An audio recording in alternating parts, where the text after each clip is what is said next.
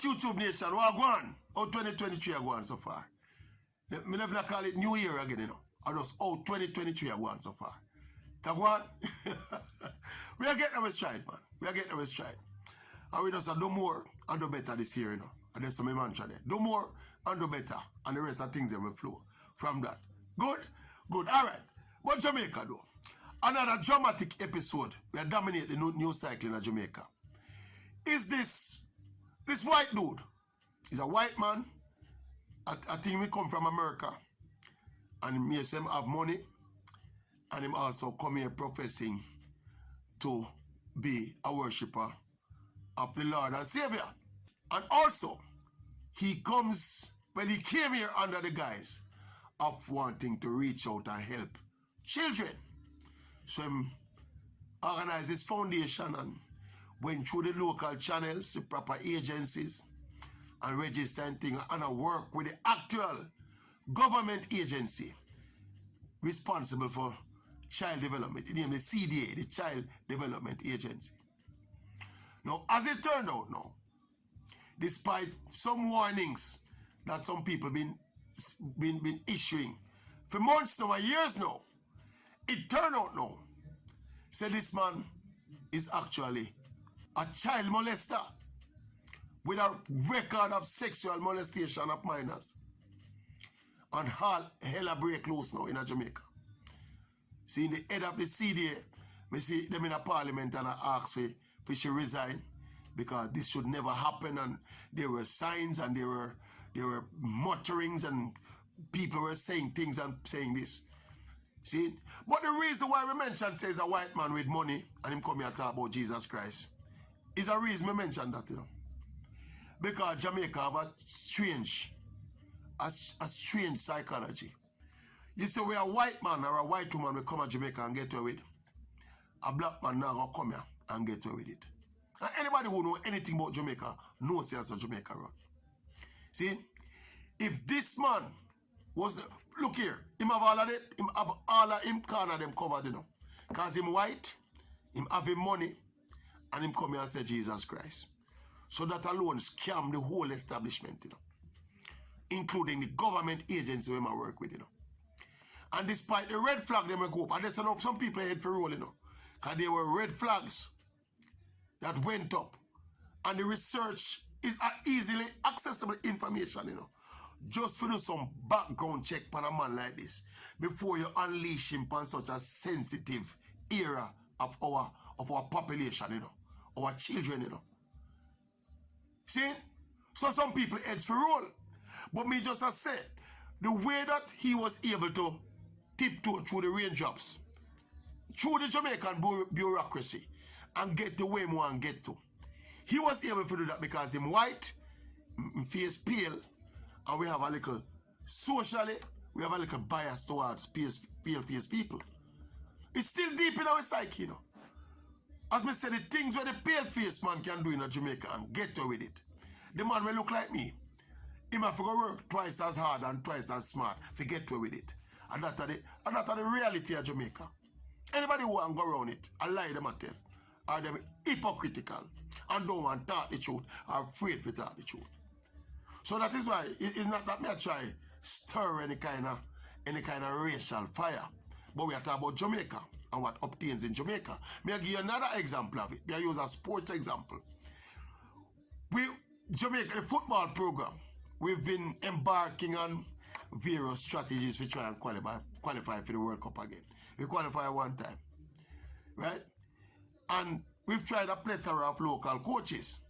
But for one reason or another, it never worked. Myriad of reasons. But right now, we hire a white Icelandic coach, a white coach from Iceland. And you know how the level of optimism now rise now, admittedly from people like me, you know. You know why? Not because I think the white coach is he's a more experienced coach than the coaches that we have here. But the level of optimism is not just about his experience, you know.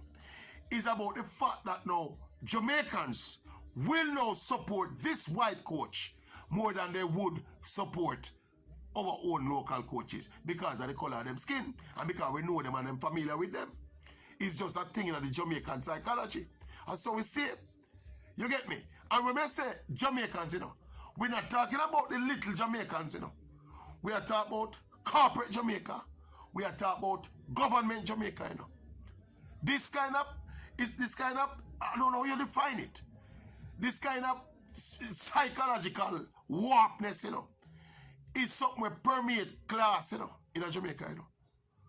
So the government now will be more, and the government agencies, as is the case with the CDA, they will be more trusting of a Caucasian now than you would be of a black local or even a black foreigner. I don't know if it's some kind of self-hate deep down in our psyche where we don't rate ourselves and we don't trust ourselves. Is it justified? Where we don't rate ourselves and we don't trust ourselves because what we do to ourselves, you can argue that way there. See? But me I tell you what is. Me not try and fix it, you know, and try and define it, you know. Me I describe what is. With Jamaica, remember me telling you all the while, no can't tell me about Jamaica, you know. You see me I say, this man will come here, come con the people them. Say he's a philanthropist and he want to help children. When a deviant behavior, he want to come throw down upon the Jamaican kids. By the way, me say him flee Jamaica now. Since the whole thing a bro, him cut. So him out of jurisdiction now. You know if we can extradite him and prosecute him.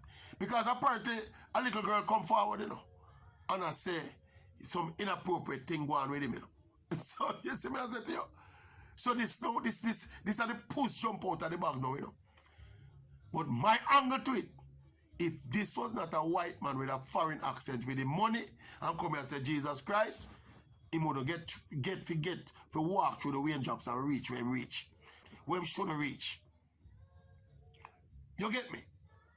So Jamaicans, we just think we have to be a little bit more vigilant with how we think and how we think about ourselves and the fairness in how we treat each human being. Don't look on nobody and feel them beyond reproach. And that we have that is part of it, something we have in our cycle where we have to go get to it. Yeah? If you want to trick a Jamaican crowd, put a white man or a white woman in front of them. Make them talk some nonsense. Build a tent and give a white man a church. Well, you don't have to be a white man. When you come to God and church, you don't have to be a white man. Just build a tent and put somebody who can talk good night. Remember, the cult pastor don't want to go here. The gullibility of Jamaicans, and that's what we are talking about. In this case, and this is not a Jamaican phenomenon in terms of the gullibility, but you see the color thing when we talk about, me think this specific to Jamaica. We have an innate prejudice against people that look like ourselves. And on the other side of the fence, though, we have an innate trust of the people who look a certain way. That is why this conman and this pedophile perpetrator can come to Jamaica and work alongside the government agencies that are supposed to be taking care of the interests of our children. Some people heads for roll. What do you think about what me think? What do you think about what me think? Talk to me, good dog.